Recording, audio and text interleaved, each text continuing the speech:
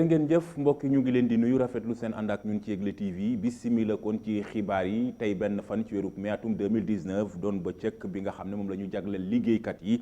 waral confédération des syndicats autonomes du Sénégal ñu ngi ci màggal gu mat sëkk ginnaaw bu ñu sukkandikoo ci secrétaire général boobu les confédérations la mu xamle kon moo di cahier de doléance muy kay bi dëxëñ seeni bataaxal kon dinañu ko teg ci taabalug njiitu réew mi Macky Sall bu ñu sukkandikoo ba tey ci ay kàddoom donte am na jéego yoo xam ne nguur gi def na ko ci fànn boobe waaye terewul am na lu des ba léegi leeral yekk Jibril Dem ak Alioune Samb ci caméra bi. kuréel gii di confédération des syndicats autonomes moom mi ngi waajal fête du travail bi lee bu ñu sukkandikoo ci ki nga xam ne mooy seen secrétaire général mi ngi xam ne ni seen kuréel gi lee dinañu def lépp li nga xam ni moo leen war ci bis boobu lee. yaakaar nañ ne li ci lu bees mooy le fait que OIT di célébrer 100 ans ren maanaam OIT tey muy xool nu muy càmbaree def bilan wu lim liggéey ci 100 ans yëpp ci wàllu saytu nan la liggéeykat war a taxawee ci entreprise ou ci service. kaye bi nga xam ne ay ñaxtu lañ ci xaatim di ko jox kii di njiitu réew mi moom mi ngi ciy àddu. yaakaar naa ne am na quand même ay jéego at yi ñu génn mën naa ci joxe exemple. doléance yi ñu déposé woon en 2018 jot nañ def rapport bi nga xam ne mooy sanctionné négociation yi ñu def yëpp durant l'année 2018 ak 2019 waa début 2019 ba am ci yu ci bëri ay accord am na ci yoo xam ne amuñu ci accord am na yoo xam ne aussi ñu ngi ciy avancé pareeguñu. benn fan ci weeru mai nekk bis bi nga xam ni moom la ñu màggal liggéeykat yi ci àdduna wërngal képp nekk na ab moment bi nga xam ne syndicat yi waaye tamit ñi bootu ci syndicat yi lee dinañu feddali li nga xam ne moom la ñu laaj nguur gi li ni mel nag ndax nguur gi dina ci andi ay saafara li ci kanam rawuli gët. confédération des syndicats autonomes du Sénégal dellu itam kon di yëkkati kàddu jëmale ko ci wàllum promotion bi ñeel ndaw ñi kon ci biir syndicat yi. bu ñu sukkandikoo ci secrétaire général bi di Elimane Diouf jiite kon boobu les confédération ba tey la mu xamle moo di daal ñoom yàgg nañoo dox ci fànn boobee gannaaw itam bi nga xamee ne dañuy amal lii di renouvellement de bureau maanaam dañuy soppi bureau bi ci ñaari at yu jot mu ci ñaari mandat yi jot sax ngeen baal ma Elimane Diouf ay kàddoom a ngi ba léegi dénk na ko Jibril Dem ak Alioune Samb. waaw ñun CSA nag loolu moom daanaka ñun dañ ko yàgg dépassé parce que ci suñu fonctionnement daanaka yi CSA juddoog léegi dañ ci préciser woon ne centrale bi ki koy jiite déjà amul possibilité def lu pour ñu ëpp ñaari mandat ci bopp centrale bi loolu moo tax man ñi ma précédé presque mat nañ 3 secteurs généraux man 2016 laa ñëw te bi may ñëw am na ku ma précédé 2 mandats la def mu jël donc biir centrale bi en tout cas ak syndicat de branche yi ci ëpp vraiment alternance générationnelle moom ñun réglé nañ ko ba pare li ci des nag mooy alternance générationnelle bi aussi dafa laaj ñi nga xam ne ñu ngi prétendre jël place de responsabilité il faut ñu accepter formé wu il faut ñu accepter wut expérience nangoo jàng parce que formation syndicale doo ko jàng ban université doo ko jàng ci école donc da ngay ñëw di exercer wu au fur et à mesure nekk délégué du personnel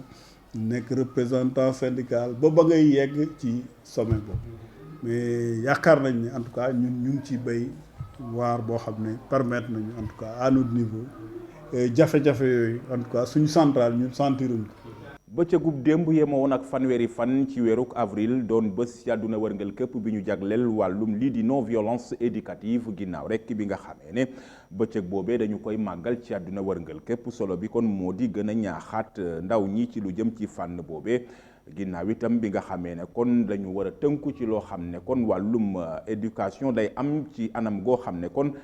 benn fitna du ci jip leeral yekk Demba Sabali ak Almami Fati. talaata 30 avril tombeek bés bi nga xam ni si la ñuy xeex lépp luy métital ndaw ñi si daara yi ñu si nemmeeku nag depuis 2004 ba léegi ñu ngi koy féete ci àdduna wërngal këpp njariñu bés boobee nekkul lu dul joxaat cër ndaw ñi wala sax wàññi métital bu ñu leen di teg ci daara yi bu fekkee ni sax bés bi dañ koo def rek ngir bàyyi xale yu ñuy métital muy xamle ne rek xale mënoo koo jàngal te dóoroo ko. journée bi maa ngi koy rafetlu bu baax a baax parce que déjà quand on parle de la violence moom baaxul ci fenn parce que xale moom bu amee fenn foo xamante ne am na fa violence rek du fa jege donc tamit te ñun tamit bi ñuy jàng dañu dóor violence amoon na ci pas violence boo xamante ne pour gaañ la mais da di violence boo xamante ne dóor boo xamante ne pour yow nga jëlee ci njariñ te léegi actuellement le niveau a tellement baissé parce que jàngale bi nu mu demee woon léegi dafa wàññeeku dóor yi du question dóor pour soxor mais dóor pour yar la dóor pour xale bi baax. muy delluwaat rek ci ñàkkum dóor ndaw ñi ci daara yi loolu de moo tax ba niveau élèves yi wàññeeku. La violence n'a pas sa place à l'école parce que il faut avancer avec. waaw fitna moom baaxul te bis bi nga xam ne jagleel nañ ko lii di ndaw ñi ñu bañ leen a mettital ci école yi li ñu rafetlu la waaye rek dañu wax ne jamono ja nga xam ne lañ doon dóoree caravage fi mu ne jamono jooju weesu nañ ko li ci am solo rek mooy li ñuy tax ñuy dóoree rek dañu bëgg rek ndaw ñi nekk ci yoon bu baax waaye du tax ñu gaañ leen wala dara te sax bu fekkee ni tamit bitim réew dañoo tere ku dóor fii yar gi fi ne bokkut ak yar ga nekk bitim réew ndax xale moom yar sax la gën a xam que yàlla waaye ñu ngi def suñu kéem ci lay kattan nag duñu dóor ba gaañ waaye dinañu napp rek ndax xale yi liñ leen jàngal mën a dugg ci seen bopp. Mais quand même il faut reconnaître que les réalités ne sont pas les mêmes. 30 avril doon bis bi nga xam ne dañ ciy xeex lépp luy métital ndaw ñi ci daara yi fépp foo dem ci àdduna bi di ko feetee defuñu ko nag lu dul moytu li nga xam ne mooy violence ci ñuy teg ci ndaw ñi fii ci daara yi. leneen ci wàllum xibaar ñeel procureur de la république bi nga xam ne moo daal di yëkkati kàddu ni ki altine gi ñu weesu sàkku travaux forcés maanaam te di giir dundu kaso goo xam ne kon dañu koy jagleel ñii di cantaakun yi nga xam ne kon ñoo ànd ak Cheikh Béthio ci musiba bi amoon fële ca Médinatul Salaam te ñu toll ci fukk ak juróom ci taalibe ginnaaw ñaari bakkan yi nga xam ne dañu leen fa daal di woon boom li ni mel nag daal di tax kon ay taalibeem yenn ci ay cantaakun suñu reporter dox dajeek ñoom yëkkati kàddu jëmale ko ci fànn boobee Abi Diallo ak Alioune Samb. du koy naqaru lool xam ne Cheikh Béthio Cheikh Saliou rek la bëgg waaw Serigne Saliou rek la bëgg lépp lu mu am Serigne Saliou la ku du rey xar doo rey nag doo rey gileem kooku du rey doomu aadama liñ bëgg daal ñi koy ñaanal mu nekkaat ci sogom ci barki Serigne Touba barke ma faatxul bisri barke jësbul xolóob mu nekkaat ci jàmmam. ndax ku dul rey xar doo rey nag doo rey gileem bañ na ko sax ba dana ko koy reyal kooku du rey doomu aadama waaw ñu ngi koy dénk sëñ Tuubaa xasida yi barke Matlabul Fawzayni ku dul rey xar doo rey nit doo rey doomu aadama liñ bëgg mu amaat indépendance am nekkaat si jàmmam lan koy ñaanal di koy dénk sëñ Tuubaa xasida yi barke ma Faatixul Bisri li may sàkku ci atrit bi mooy mi nekkaat si jàmmam ñu bàyyi lépp sedd xam ne Sénégal doomu nday lan ñoo bokk nday bokk bàyyi rafetal lépp Macky Sall yàlla yàggal ko fi te wér lool barki Seexul Xadim. loolu moom dégg nañ ko wax dëgg yàlla nag ñu am ci naqar lool en tant que murit wax dëgg yàlla ndax kilifa gu toll ni Cheikh Béthio am ay juróom-ñetti fukki at yu teg nga bëgg ko tëj ngir gi dund travaux forcés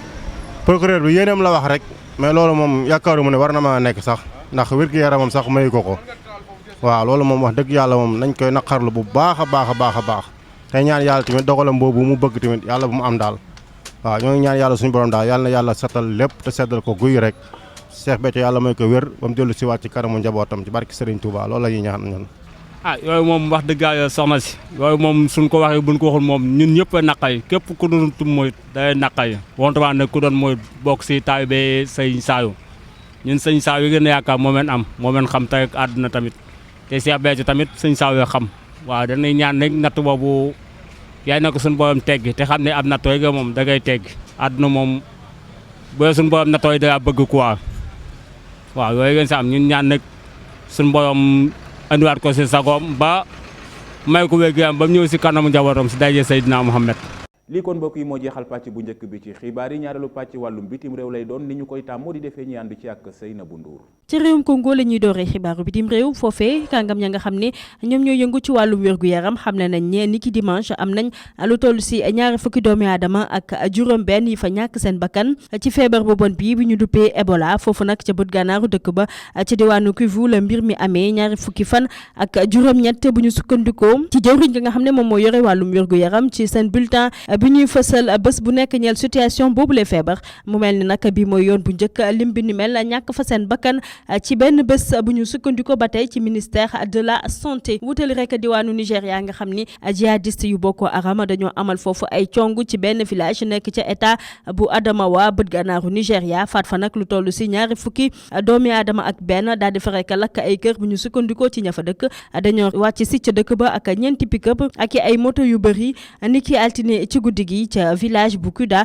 nekk ca district bu Madagali dendook état bu Borno nga xam ni defkatu ñaawteef yi dañu ko sonal lool ci booru fukki waxtu ak juróom-ñaar yu toftal fanweeri simili rek lañu rek daal di amal yooyu le cong bu ñu sukkandiko ci communauté bu Mayna Ularamu. xibaaru bitim réew dañ koy jeexale ak réewum Venezuela nga xam ne gouvernement ba ma ngay rek dénoncer tentative de coup d'état ki di Juan Guaido te ñu jëlee ko ci boppal pencum ndaw réew ma ci njeexitalu weeru mars rek daal dina yënguwaat ni ki tey ci talaata gi rek ngir lancer njeexitalu phase bu ñeel opération bi ñu duppee Liberté tey woo rek vénézuélien yi ak l'armée ga ngir ñu dakkal lu ñu duppee usurpation ci wetu ki nga xam ne moom mooy Leopoldo López nekk moom itam njiit ca ku jëga nekk ci base militaire ba ca diggu Caracas gouvernement bi nag ma ngay ñaawlu mbir ma tey dénoncé tentative de coup d'état ñi jàppale président Maduro nag ñoo ngay woote ab rassemblement ca buntu palais présidentiel bi nag lii moo fi gënoon fës ci xibaaru bitim réew. ginnaaw xibaaru bitim réew yooyu wàllum tàggat yaram la ñuy buuralee xibaar yi ñu ànd ci ak Yankoba Gueye. xibaaru tàggat yaram ñu ngi koy tàmbalee ak Turquie mi nga xam ne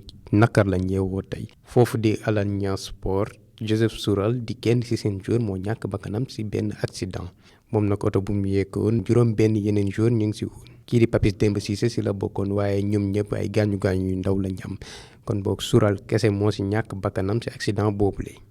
ci NBA playoff yi ñoo ngi continuer demi-finale bu conférence est ci jàkkaarloo diggante Toronto ak Philadelphie ñaareelu match bi match Jimmy Butler la woon ak équipe boobu di Sixers nakkat Jimmy Butler fanweeru poñ la taal teg ci fukk ak benn rebound ak juróom pass loolu tax na équipe bi am ndam égaliser ci série boobule. beneen demi-finale bi Boston moo mëne 1-0 ci jàkkaarloowam ak Milwaukee. Denver moo ngi doon joué njëkkeelu jàkkaarloowam ak Portland te nam la ci jëlee Nikola Jokic nag moom lañ gën a ràññee ci jàkkaarloo boobule ndax joueur Nuggets bi moo gën a tax équipe bi am ndam fanweer ak juróom-ñaar poñ la taal teg ci juróom-ñeenti rebound ak juróom benn pass ci beneen demi-finale bi Golden State Warriors ñoo jiitu waaye Houston Rockets 1-0. xibaaru tàggat yaram yooyu moo jeexal xibaar yi ci Yegle TV mbégte mu yaatu laa moon ngir faram-fàcceel leen ko jaajëfal bu baax équipe technique bi Alioune Samb ci caméra beeg montage bi jaajëfal bu baax équipe rédactionnelle chef d'édition Abdoulaye Timéra réalisation Seynabou Ndour ma leen di jox dig daje aljuma ndéem soob na yàlla lu ko weesu it ñu ngi leen di ñaanal jàmm ak salaam dellu itam di leen ñaanal feetu jàmm ak programme mu Yegle TV kon jërë ngeen jëf mbokk yi ci teewlu bi.